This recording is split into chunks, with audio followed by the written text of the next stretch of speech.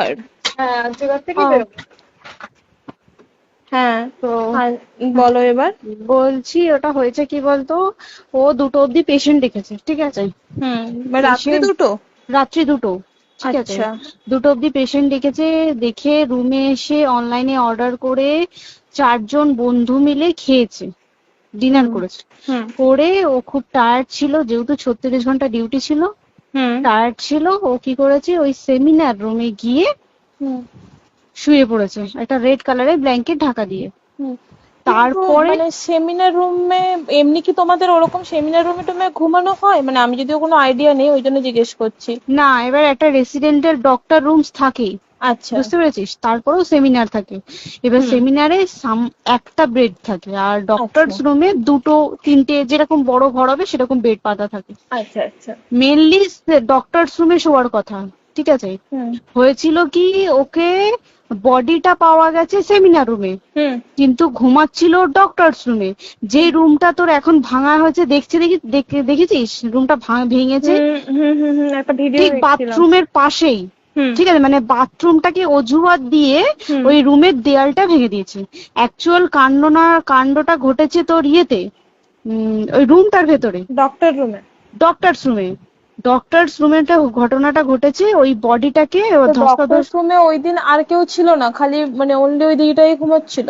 হ্যাঁ, এবার তোকে আমি বলি, অন কলে নিশ্চয়ই একজন থাকবে না, ওরা জুনিয়র সিনিয়র মিলে থাকে। এমনকি 3rd ইয়ার একজন থাকবে, 2nd ইয়ার একজন থাকবে, প্লাস 1st ইয়ারের ইন্টার্নশিপরা যারা থাকে তারা ইন্টার্নরা থাকে।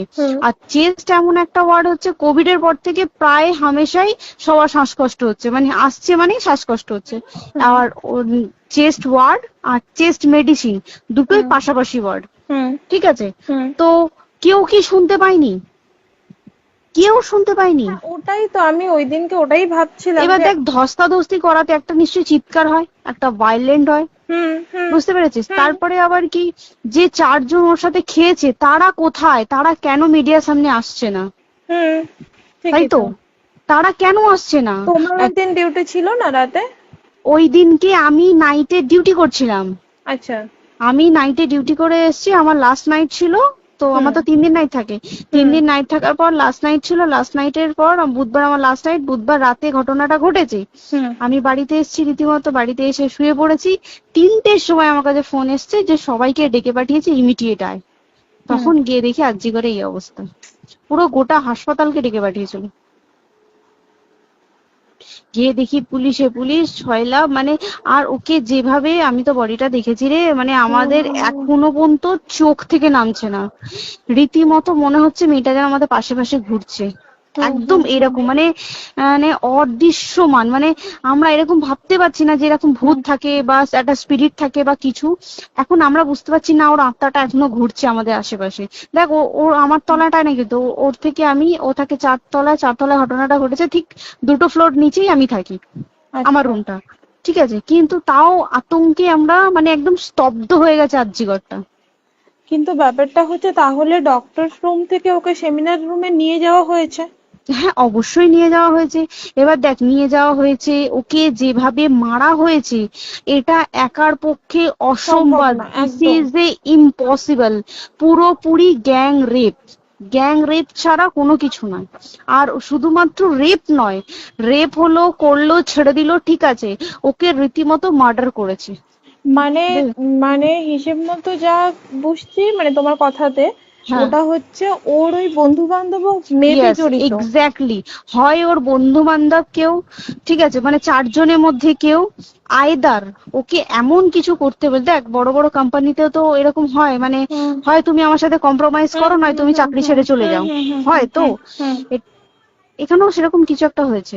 যাকে যে ক্রাইম করেছে সেও কিন্তু নর্মাল ডক্টর নয়, কিন্তু সেও একটা ভালো পোস্টে র্যাঙ্ক করছে, বুঝতে পেরেছিস। তবেই কিন্তু পুরো ব্যাপারটাকে হসপিটাল চেপে যেতে চাইছে, পুরো ব্যাপারটা। তাহলে এই সিভিক যে ও কোথা থেকে আসছে?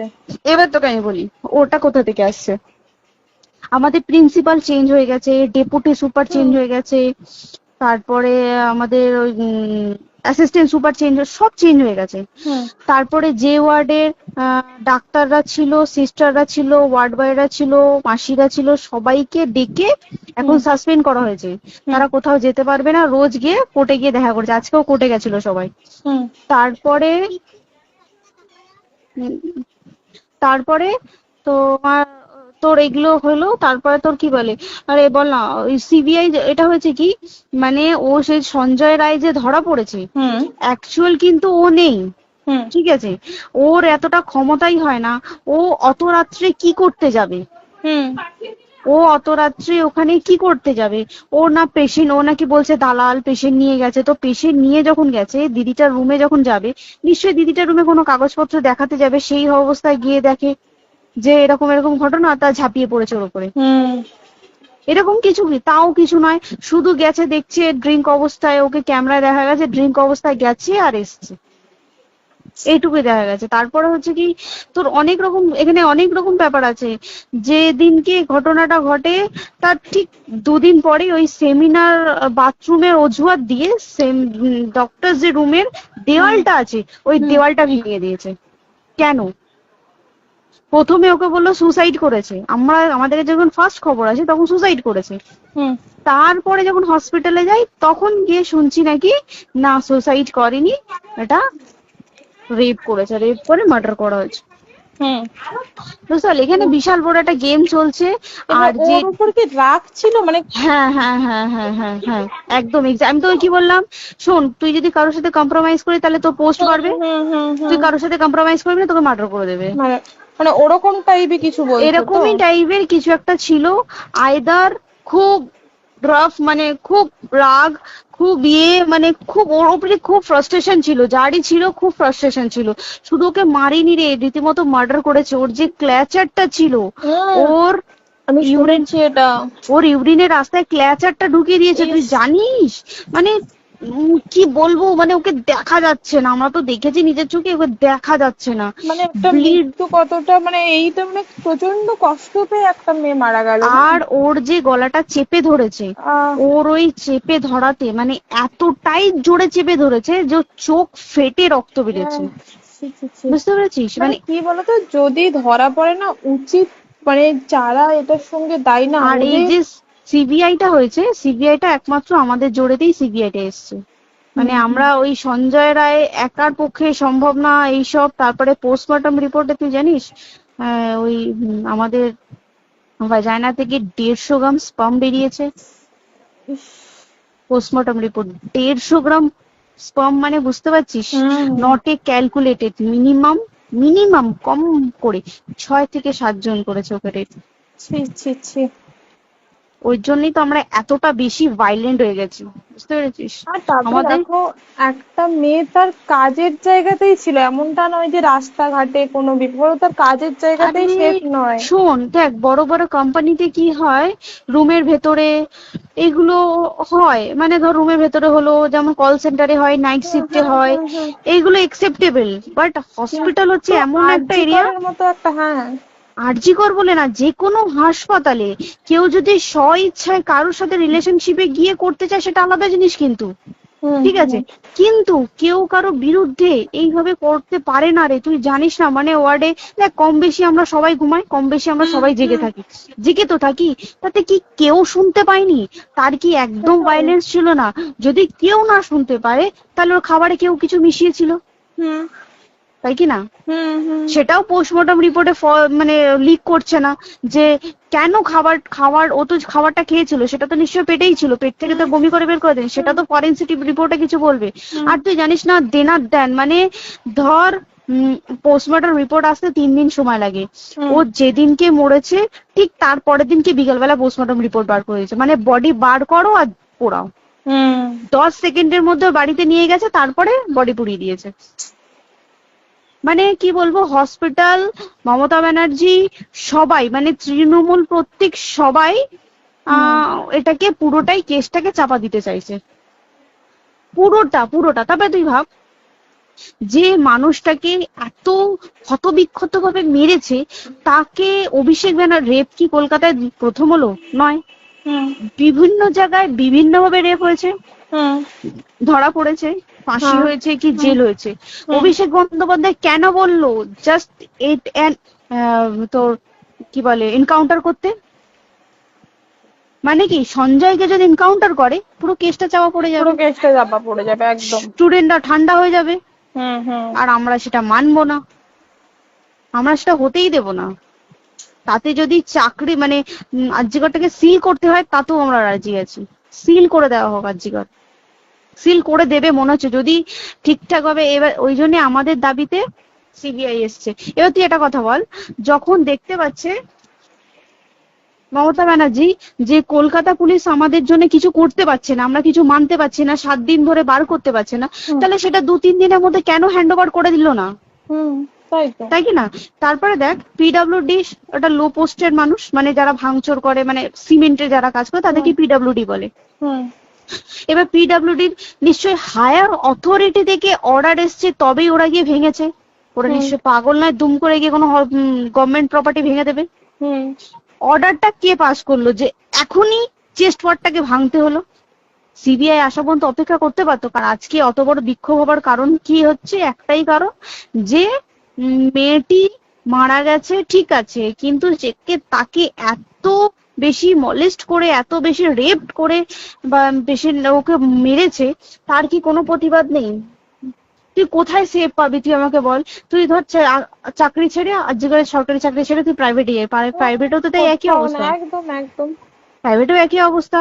তুই কোনো চায়ের দোকান খুলে বসবি, অনার্সশিপে তুই বসলেও তাও এসে তো হাজার ছেলেরা থাকে, হুম। হাজার ছেলেরা টিস করে, তুই কোথায় কি করবি? তাহলে আমাদের সেফটি কোথায়? আমাদের মুখ্যমন্ত্রী মমতা ব্যানার্জি সে একটা লেডি হয়ে তাহলে আমাদের কি সেফটি দিয়েছে? আমাদের কি লক্ষ্মী ভান্ডার দিলে this is a problem solve? পুরো মাসের আমাদের কি সব খরচা চলে যায় লক্ষ্মী ভান্ডারে? জানি না, আই ডোন্ট নো। মানে আমরা প্রচুর ক্ষেপে আছি, প্রচুর। মানে এর বিচার না চাওয়া পর্যন্ত তুই ভেবে চল কি এটা সলভ হবে না। আমরা মানে বিচার আমি নিয়ে আমি কথা বলবো। 2 দিন ধরেই ভাবছিলাম তোমাকে ফোন করবো, কিন্তু মানে এটা ওটাতে হয়ে উঠছে না। আর তোমাকে তো আমি ওই দিন রাতেই হোয়াটসঅ্যাপ করলাম না। হ্যাঁ হ্যাঁ এবার হ্যাঁ তখনই না আমি ব্যাপারটা অতটা বুঝতে পারিনি, আর আমার তার পরের দিনই ভোরবেলা ডিউটি। হ্যাঁ। তা আমি খুব তারপর সাবধানে থাকিস রে, আর খুব বলো না, সাবধানে না না। থাকিস।